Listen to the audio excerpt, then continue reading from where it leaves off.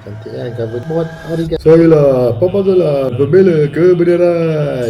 Halo, Assalamualaikum. Boleh takkan? Tak boleh. So hari ni abang nak review buku ataupun komik daripada Papa Zola. Ini abang beli kat Monster. So abang ambil combo 2. So ada dapat kad Fiesta Mama Zilla. So ni boleh ke satu.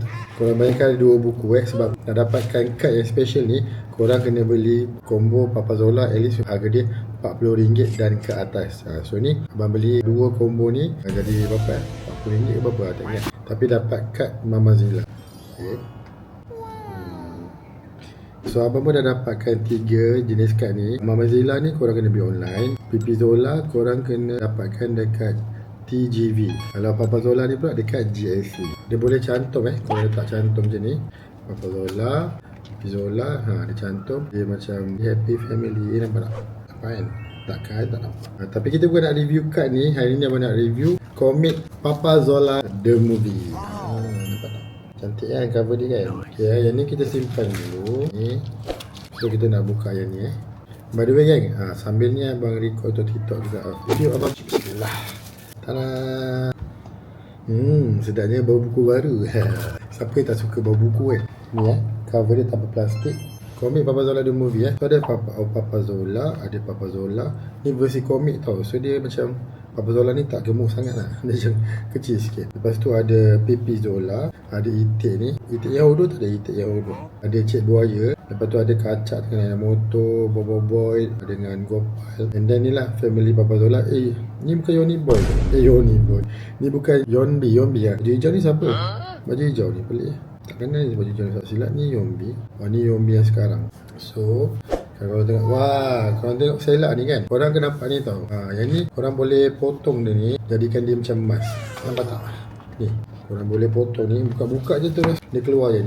Dia emas lah, tapi versi kertas lah. Nak buka-buka, tada, mati. Saya lah Papa Zola, pembela kebenaran. Korang boleh pakai ni nanti. Tajuk dia Penaklukan Makhluk Asing. Tebal ni komik dia. Komik dia lukisan tangan tu. Dekat belakang pula dia ada macam sinopsis ni Papa Zola seorang bapa yang gigih menyara keluarganya, bla bla bla. Okey, korang boleh baca sendiri. Abang belik belakang pula nampak ni Yang ni ada pula ni. Ni apa benda ni? Dia punya potongan ni tak buang ke. Okay, ni PP Zola. PP Zola Cimubot punya kotak pun korang boleh buat juga. Dah lalang kita buat lah. Ni nampak kalau korang buat ni Cimubot ni, dia akan jadi macam dalam gambar ni. Peta ni baloi lah beli komik ni, dapat juga macam Cimubot versi origami. Okay, tengok dah lama tak main origami. So kita lipat. Ni kalau beli untuk anak ni mesti anak suka. Macam mana ni? Kita cuba.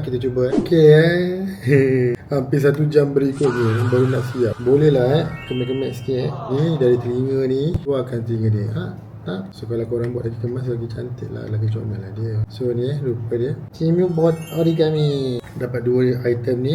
Then kita nak tengok ni juga. Dalam ni dia cakap tau, ada babak tambahan misi operating Otoy. Abang dah tengok je dalam filem yang terbaru yang rerun ni. Memang ada. Korang kena tengok sendirilah nak tahu, ataupun beli komik ni sekarang. Dia semua berkala. Dekat belakang ni boleh minta autograf. Ingatkan untuk warna-warna. Berkorban tanpa meminta, mencintai tanpa berkata. Terima kasih semua para pejuang hero keluarga. Boleh? Takkan tak boleh. Kat belakang ni ada tunjuk kisah dan kebenaran. So basically komik yang sama dengan movie lah. So yang ni kena wajib ada sebelum habis. Sebelum korang tak dapat beli, baik beli sekarang. Boleh? Takkan tak boleh.